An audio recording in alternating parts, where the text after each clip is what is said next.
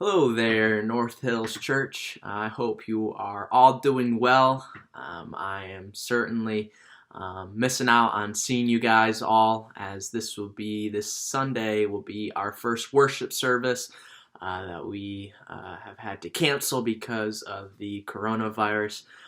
So bummed out that I might not able to see you all this Sunday, but I hope you guys are all doing well. Hope you guys are all surviving, not driving your families crazy.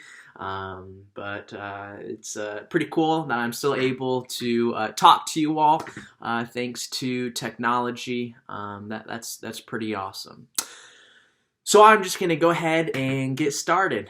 So as many of you guys know, we had our first child this past November 5th, our baby boy Ezra. And he has been a huge blessing to both Jamie and I. And having kids is something I always look forward to, as I love babies, I love toddlers, I love kids, all of the above. I always look forward to having kids of my own. Now I will say it's a whole different ball game when it is your own child, for better and worse. It's awesome to be their person or their people, and you parents know what I'm talking about. But I will say it's not quite as awesome when Ezra has a poopy diaper and I can't hand him off to his parents because I am his parents.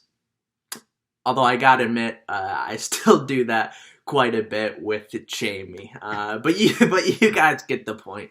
Now Ezra, when he was born, he caused a lot of fear and worry for both Jamie and I. And this is a story that I haven't really told you guys all in full detail before, but here provides a good opportunity for me to do so, to tell you guys the experience that we had, and hopefully you guys can learn from it. So my wife Jamie, she is a big planner, so she had all of the details of what our experience of finally having our baby boy would look like. Now she had implications with her heart. She has a condition known as POTS, so instead of doing a normal delivery, she was going to have a planned C-section. And she liked this because she liked to plan, and so our families were going to be there, or I was supposed to get pictures or film of the delivery, which I was never the biggest fan of because I wasn't sure how much of it I really wanted to see. But she wanted me to, so I was going to do it. She was supposed to get skin-to-skin time right after Ezra was born, as studies show that's important for babies to have skin-to-skin time. So she had all the details ironed out of what that experience of having our baby boy was going to look like. Now, one morning, November 5th, just a couple of weeks before her due date, she couldn't feel the baby kick for a couple of hours. And that was really quite unusual, as he was a very active baby, both in and out of the womb. And so we went to the hospital just to check and make sure everything was all right. I was 90% sure that everything was going to be okay. I'm not a worrier. I just assume things are going to be okay, whether that's good or bad, I don't know, but that's just who I am. That's just what I do. So I was assuming that things were just going to go out all right. And so we got there, and within about 30 minutes of us getting there, they're telling us that we need to have an emergency C-section because of a number of complications, most of which I had no knowledge about. And it all happened so quick, and there were so many nurses coming in and out of this small crammed room that I didn't really have much time to get nervous and worried. So after a bit, after they are prepping Jamie, they bring her back to the emergency, to have the emergency C-section, and I'm there with her, as I was still going to be able to be with her during the C-section. But they had to put her under because the spinal block wasn't totally working.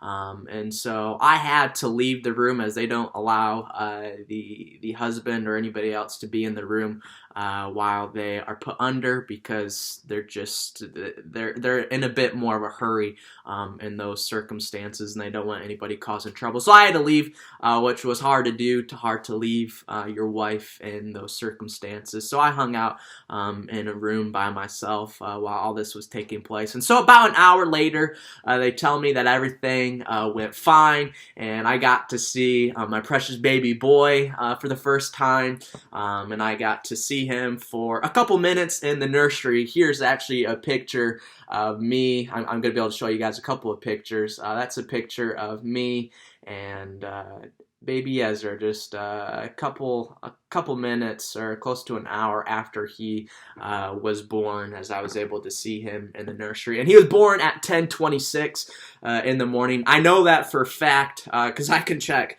my hospital bracelet that I still have on.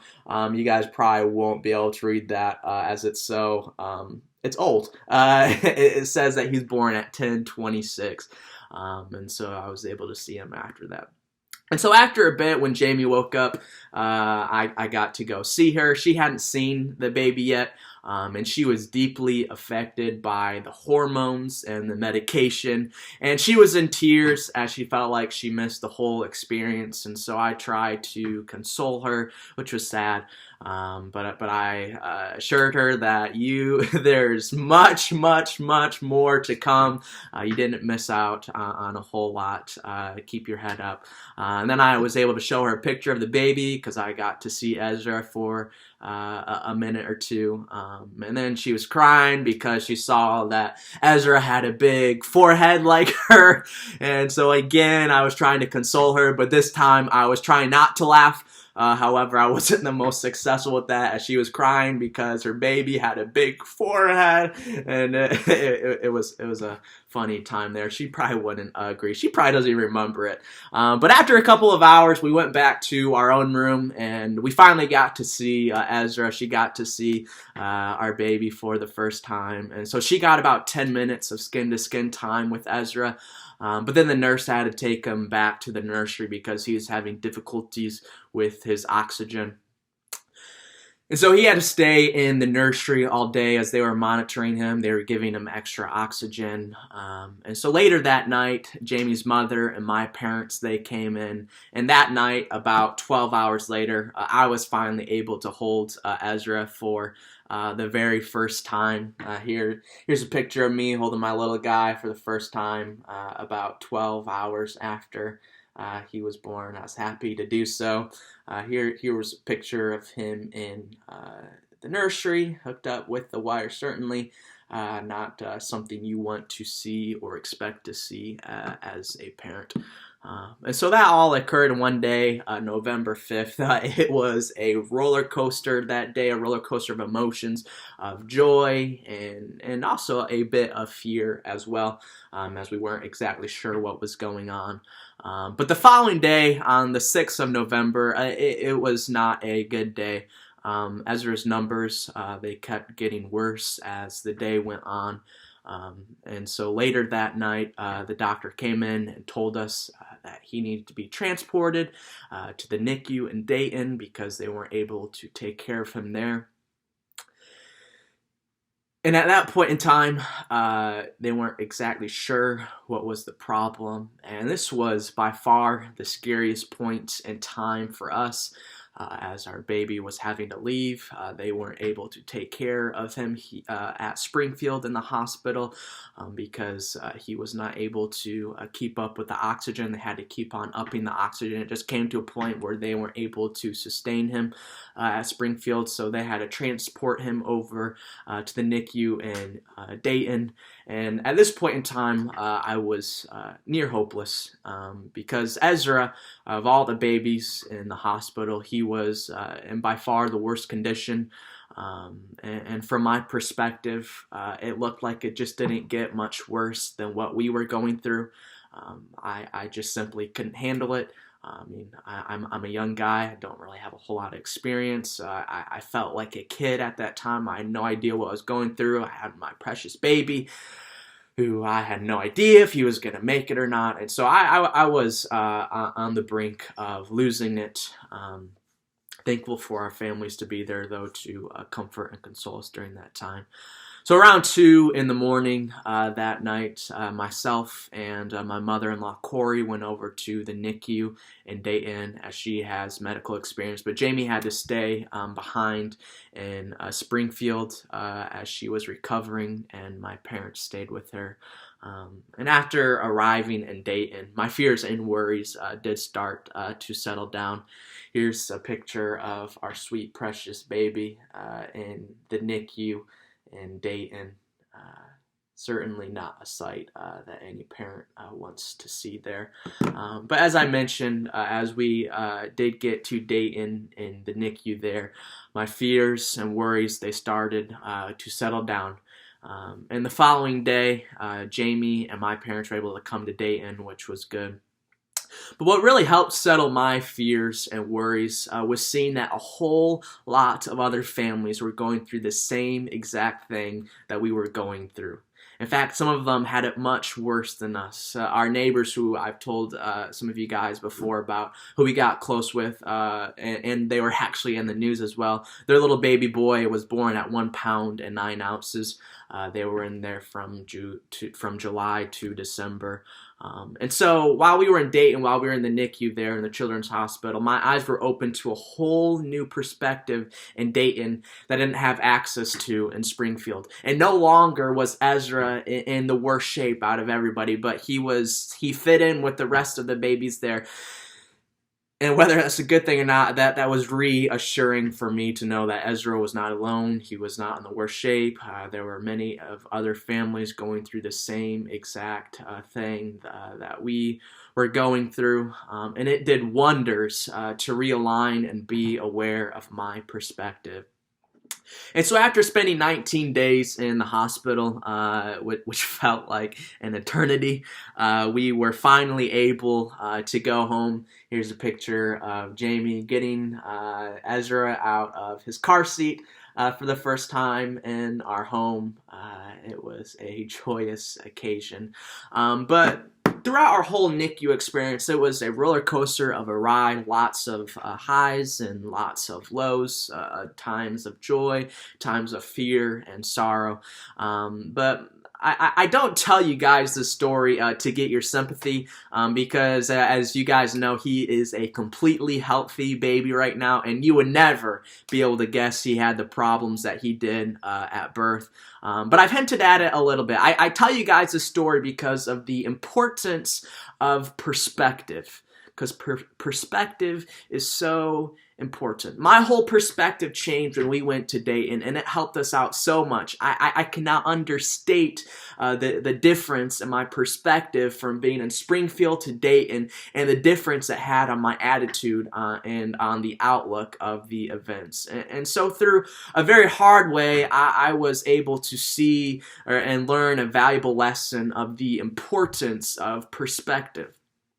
And I think the importance of perspective is something we all have to be aware of at this time with the coronavirus.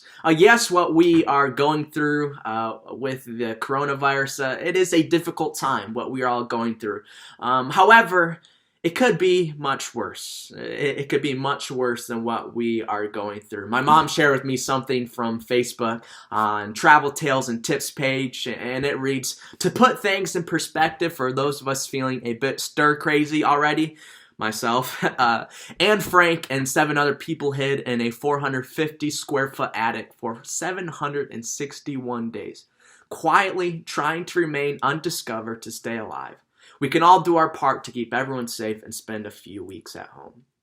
And so there we see a bit of perspective and the difference of what we're going through and what Anne Frank and many different Jews and other Jews had to go through not too long ago. And so for most of us, the coronavirus is just causing us to stay in our homes with our families. And that's not too bad. It's going to be okay. Some people, some of the media is portraying this as the end of the world, and we have to get all worried about this, and that's how many people see it. But again, it could be much, much worse. And we see that to be the case with Anne Frank. But I also see a lot of examples throughout Scripture that also show us and tell us that it could be a lot worse than what we are going through right now. I think of Noah. Noah, he had to build an ark because God was going to destroy the whole earth with a flood. I mean, with the coronavirus, about 3% of people are dying. At least that's what studies are showing. About that number can range a bit, but about 3% of people are dying. But here, in the time of Noah, he had to build a huge ark because God was going to destroy the whole earth with the flood. I think of Moses and the Israelites. They had to wander in the wilderness for 40 years. And Moses, a leader, a phenomenal leader, he didn't get to step foot in the promised land, their final destination, because of one little slip up. I think of David, where the king of Israel, Saul, went well out of his way to try and kill him.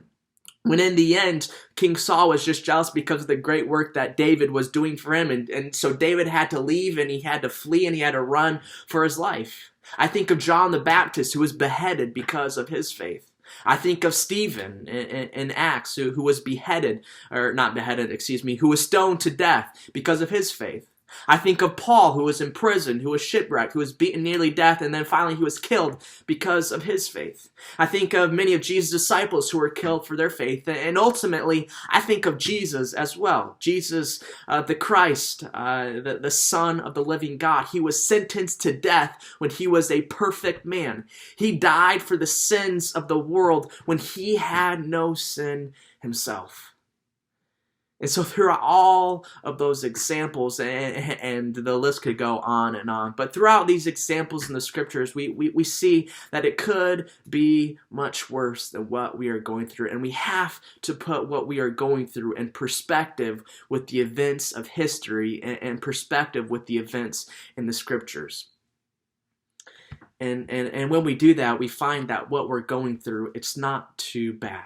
We're going to make it. We are going to be okay. And again, for most of us with this coronavirus, it just means spending extra time with our families and our homes. And it can't be that bad.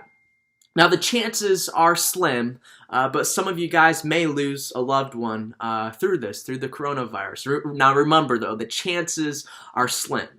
There have only been a bit over 300 confirmed deaths from the coronavirus in the United States up to this point. Now that number is certainly going to grow quite a bit. But right now, that's only about 1 out of every 1 million people in the USA have died from the coronavirus. So there we can see the perspective of the numbers. But however, if you do lose a loved one through the coronavirus, we also have to remember the perspective that we have about death as Christians. Paul writes in the book of 1 Thessalonians chapter 4, verses 13 through 17, Paul writes, "But we do not want you to be uninformed, brothers, about those who are asleep, that you may not grieve as others who do have no hope. For since we believe that Jesus died and rose again, even so, through Jesus, God will bring with him those who have fallen asleep. For this we declare to you by word from the Lord, that we who are alive, who are left until the coming of the Lord, will not precede those who have fallen asleep. For the Lord himself will descend from heaven, with the cry of command, with the voice of an archangel, and with the sound of the trumpet of God, and the dead in Christ will rise first. Then we who are alive, who are left, will be caught up together with them in the clouds to meet the Lord in the air. And so we will always be with the Lord. Therefore, encourage one another with these words." So there's the perspective that we Christians have about death. For those who put their belief, who put their faith in God and his Son, Jesus Christ, they're going to be resurrected when Jesus comes back. They're going to be resurrected, and they're going to partake in God's coming kingdom. And so, again, it's very, very rare, the chances of it are very rare that a loved one of yours may fall asleep in death due to the coronavirus. But if that does happen, if you are one of the rare people where this does take place, remember the perspective that we have about death as well, where if they are a Christian, then they will be resurrected, and they will partake in God's coming kingdom, where everything wrong with this world will be made right. And if they aren't a Christian, then I would encourage you to talk to them about it. Talk to them about the severity of the virus. Talk to them about the hope that we have as Christians to ensure that you don't lose a loved one who didn't put their faith and belief in Jesus Christ. And so with all of this being said about the importance of perspective, we have to remember to take a look, to be aware, and to realize the importance of perspective. Again, that was a lesson that Jamie and I learned while being in the hospital for 19 days with Ezra. Certainly not a fun way to learn that lesson. Certainly not a fun way to learn the lesson of perspective and going through the coronavirus either. But it's a very important lesson to know. As it can certainly change your attitude in life. It can change your outlook on the events of this world, the outlook on the events in your own life as well. And so I encourage you all to remember the importance of perspective. And remember, it could be a lot worse than what we are going through right now. We see examples of that all throughout history, and we see examples of that all throughout the scriptures as well. And so I encourage you guys to keep your heads up. We're going to make it. We're going to be okay. I know this is a difficult time, but remember, we've gone through a lot of difficult times in the past, the human race, and this is something that we can conquer, and this is something that we as a church need to be there for the rest of the world, where we as a church need to be a light in a world of darkness. I love you all. Again, I'm bummed out I can't see you all in person, but I'm grateful for the opportunity that we have thanks to technology, where we can minister to one another and remember the importance of perspective. Take care.